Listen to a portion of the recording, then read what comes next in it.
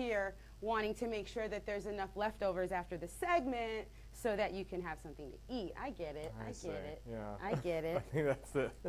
I get it. Okay, here's the thing here. So we've got these really nice fillets. Now, I know a lot of you don't love to eat your meat, you know, medium rare or medium. So I just want to show you this is filet mignon. When you get a nice big piece like this, if you like your meat a little bit more well cooked, you can do what's called butterflying. So you're just going to take your knife and slice down, but don't go all the way through.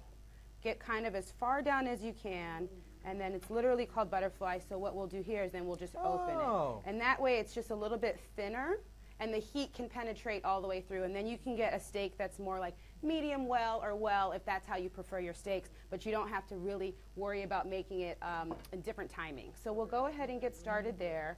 What we're going to do here is we're just going to, again, heat up a nice high heat oil. We're going to use the grapeseed oil again.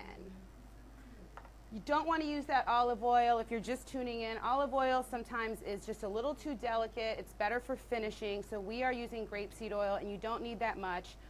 If you were doing like a ribeye or a fattier steak, you probably wouldn't even want to use any oil. We're just using filet, which is a nice lean cut of meat, so we want to use a little bit of oil here. And again, everyone is in love with this. So good. So this one, again, we're going to throw some salt on here. Put this one in here. Now this we're going to serve with a mushroom sauce. So we're going to go ahead and get started working on the mushroom sauce while the steak is cooking. All right. I like to use a variety of mushrooms. So what we've got here are, we've got baby portobellos, we've got shiitakes. I'm going to pull the stems out. It's just like really rich, you know, mushrooms and scallops and chocolate. I mean, we're really going for it here today. And then you can make the joke about, to your Valentine's Day date, that you're a fun guy. You get it? You get it? Because they're fun guy. You're ridiculous. Tell me like your best Valentine's Day story. Best Valentine's Day? Well, yeah. I have a special surprise Valentine's Day gift for my sweetie Cassie that I'm gonna have to give to her on live tomorrow. Oh, does she know? Well, now she probably knows. She's actually watching. If she's watching, she might know. I'll save some of that steak for her. Oh, I know, right? The best, well, not the best. One of the best Valentine's Days I had, I was like, this was like a million years ago. I was probably like 22, and you know, you're so cute when you're 22, puppy. and puppy. Yeah, and I think I had like one of my like first jobs, and I'm just flipping these over for you guys, but this guy that I was dating, he was so cute. He did one of those like scavenger hunts. Oh, that's cute. So it was really cute. Like, you know, every time I would read a clue, and it would send me to a different location, and it would be like a friend of mine would be there waiting with a cute gift and then a clue to send me to the next location. And, you know, by the time I got through to, I think the 6th location was like back at my apartment. And it was like, you know, not this, but it was like, it was really cute. Well, I thought that was really sweet, and I don't know, it's just so funny that so young. So young, that little puppies. Like a 21-year-old would come up with something so cute and clever. I was just like, yeah, that was a cute story. Well, we actually have a good question from my wife, Cassie, saying, do you prefer cooking in an iron skillet?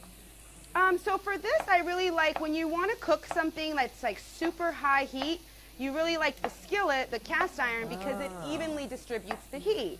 And so you want to make sure that, you know, you don't end up with like those hot spots. And, you know, cast iron is just a really, really good pan for that. So that's why we're using the cast iron today for both of our dishes. Oh, this smells so incredible. So good, right? So just making sure it's getting heated all the way through.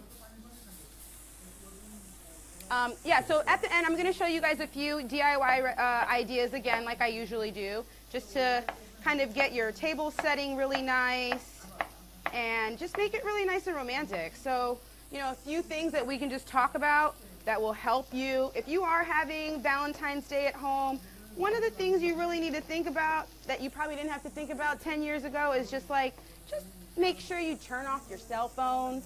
I mean, if you've got a babysitter and the kids are like somewhere, somewhere else, I'm going to turn this down a little because it's getting a little smoky, but Smoking.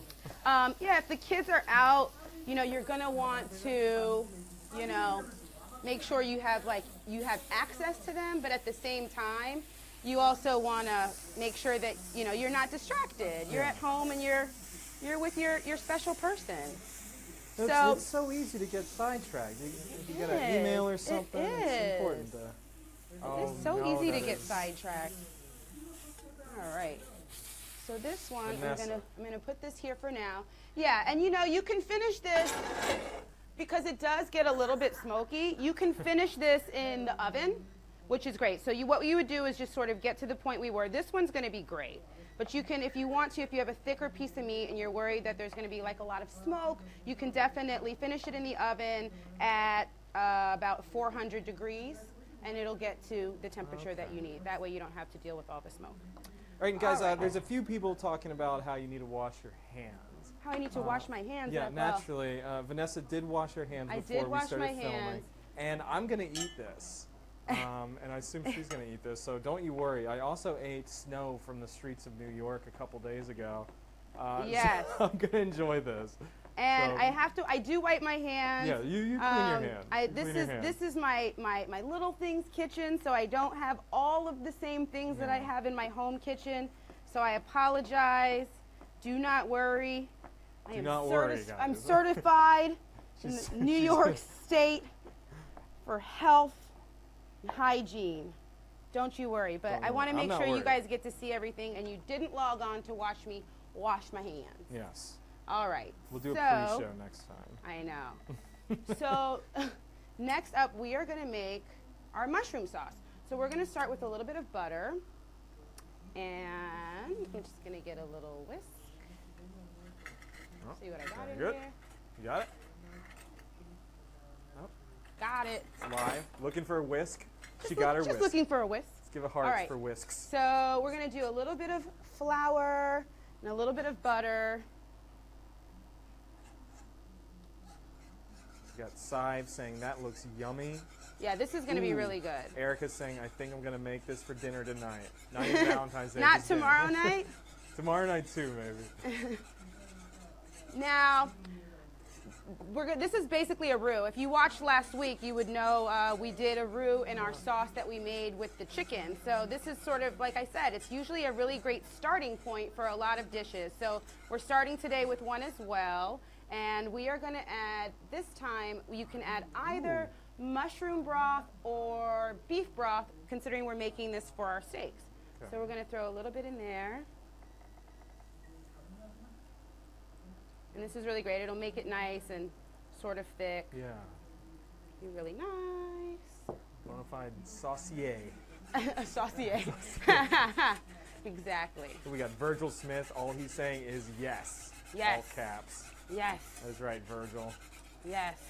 The other thing that you'll want to try maybe is if you have, this is so funny. I feel like sometimes this is where like I grew up in the era of when people, like guys would make you mixtapes.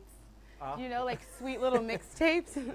And so I always think like, what's going to be, and the Grammys were last night, so I love music. So like, what's going to be that romantic song that's going to be playing maybe in the house? So if you want to come up with like a playlist or like a mixtape, that's always really cute. And you can go on some of the, some of the really popular online, websites like Spotify and all those guys. They actually, I think, have like some Valentine's playlists like all ready to go. What would your song be? What's my like? I don't know. I like it to just be like really chill. So a lot of times I might listen to like Sade or something like that. I mean, just because I want it to be like happening in the background. Like I don't want to overpower it. I just I like for it to be like low. You can kind of hear it. So I do like stuff like that though. I'm like really laid back at home. That's good. It's super laid back. So yeah. All right. I'm going to let this cook a little bit. And in the meantime, I'm going to talk to you guys a little bit about the desserts. we don't get a chance to make them all today in front of you, but a few things that I love, which is so Valentine's Day, are chocolate-covered strawberries. But if you've never tried them before, you should definitely try to make or buy chocolate-covered cherries. Cherries are really yummy too. They're in season right now, and it's the exact same method. So I'm not sure if we put the recipe up. If we didn't, you can catch it on my social media, my Instagram or my Facebook. But it's really simple, you know, just to melt your chocolate, dip it. If you want to, you can make this really cool design by also melting. Once you've dipped your chocolate-covered strawberries, then you wait for them to cool, and then you come back later and you can melt white chocolate and then just sort of drizzle it like